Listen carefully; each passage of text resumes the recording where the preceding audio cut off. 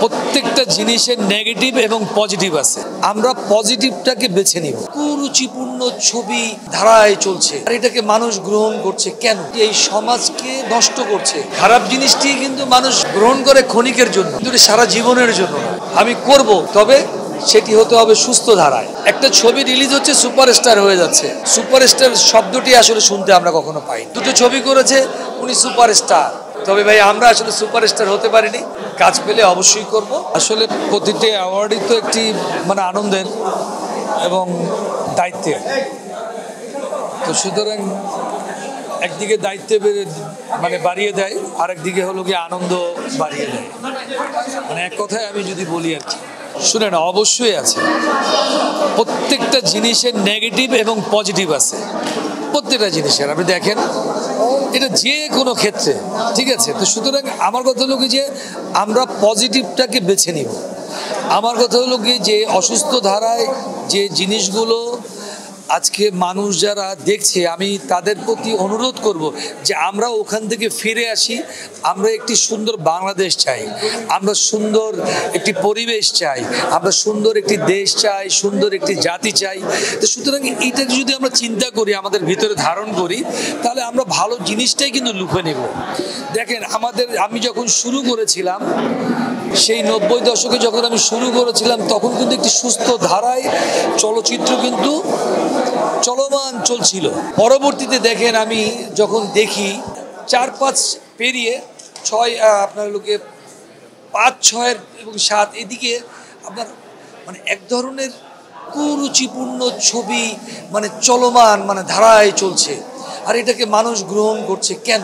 এই জিনিসটি যারা করছে তারা এক ধরনের, আমি বলবো যে এই সমাজকে নষ্ট করছে এবং তাদেরকে ধিক্কার দেওয়া উচিত, তাদেরকে গ্রহণ করা উচিত না। এই জিনিসটা আমাদেরকে জানতে হবে এবং মানতে হবে, ঠিক আছে?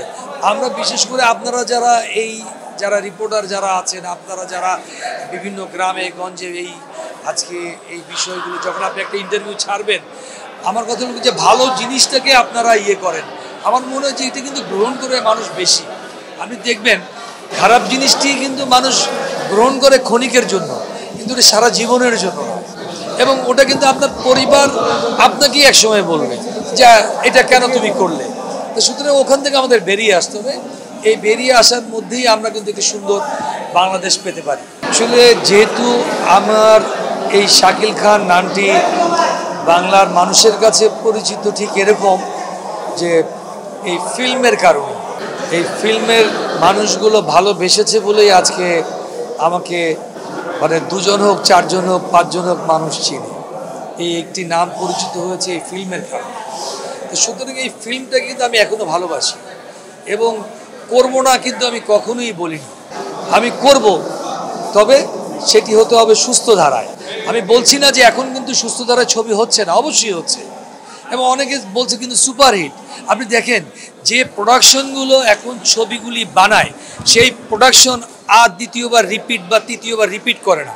আমাদের সময় তখন দ্যাট টাইম আপনার একটা প্রডিউসার একটা ঘর আপনার একটার পর একটা ছবি করে যেত সুস্থ ধারায়।